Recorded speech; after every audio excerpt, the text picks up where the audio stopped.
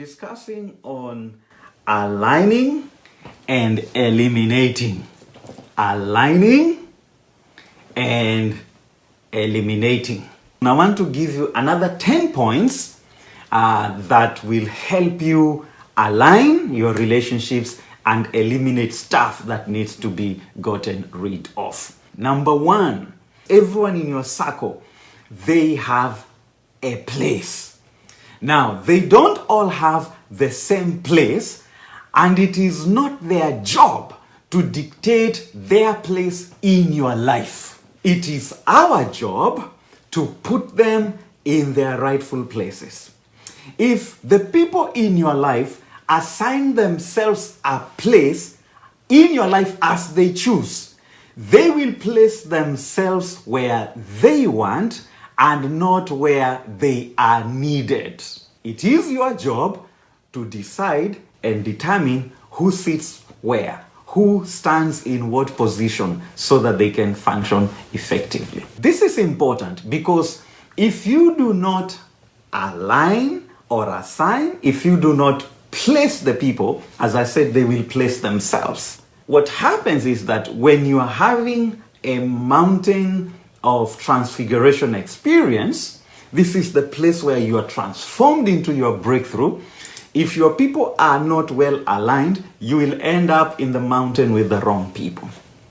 Also, when you're going to your Gethsemane, the place of your agony, you want to go there with the right team. So if people have positioned themselves, they've taken their positions and spaces, when you're going to Gethsemane, you will find yourself going with the wrong types of people. Did you know that although Jesus, after supper that night, the night of his betrayal, after he left the room where they had the meal and they went into the garden, they reached a certain place where the rest of the disciples remained and Jesus and the three went further. And even then, he left them at some point and moved further to pray by himself. It's the same thing Abraham did. As Abraham was going to offer Isaac, he got at the foot of the mountain and left his servants. He told them, "Remain ye here while I go up with the lad to worship the Lord."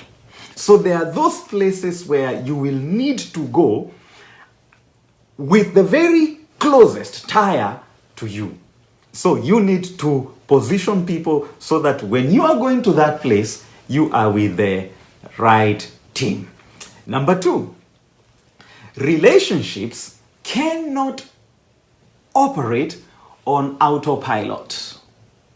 Relationships can't just be let to flow on their own by themselves. If you allow your relationships to flow by themselves, communication will die, and then that relationship will wither and dry out. You cannot be passive in your relationship. You must always remain engaged. Your network is your net worth. Therefore, you must constantly check and align your network. What is to align? To align is to adjust, is to place everything into its rightful position. Aligning calls for reflection, it calls for evaluation, it calls for acceptance, it calls for adjustments, it calls for repositioning, and yes, it also calls for elimination. A vehicle with a misalignment, sometimes it vibrates for no apparent reason. And that's the same thing with misaligned relationships. They are noisy, they are loud, they are full of tears, full of collision, and they become sometimes unbearables. Because they have a lot of sideshows, a lot of noise, a lot of complaints. Misaligned relationships. When your relationships are misaligned, other things will be affected. For instance, your faith, your spiritual growth, your commitment to your faith. Those things also get affected. Your finances too may be affected. So you can see when your friendships or relationships are all over the place, there is potential for more than one or two things to be affected. Your relationships are gifts from God, and you ought to reflect and steward them properly. What is reflecting? Reflecting is listening to your emotions about someone. Your emotions are messengers, and emotions speak the language of the heart. They vocalize the inner working of your soul. So don't dismiss what you feel towards someone. Don't dismiss what you feel towards a certain group, a certain association. Always ask yourself, what is my heart saying? And your heart will speak to you through your emotions. Then you evaluate. To evaluate is to look, to analyze each one of them, its benefits, its advantages, its disadvantages. Why is it important to evaluate? Because you cannot improve your life if you're not evaluating it. You cannot improve your studies if you're not evaluating how you're performing.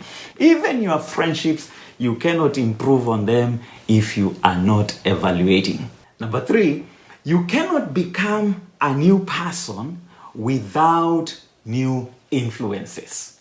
If you're going to be a better person, if you're going to have better friendships, if you're going to advance yourself, then you need new influences. You may need new relationships. And for new relationships to come in, we read in the Bible that King Saul, who was not a prophet, when he joined the company of the prophets, he began prophesying.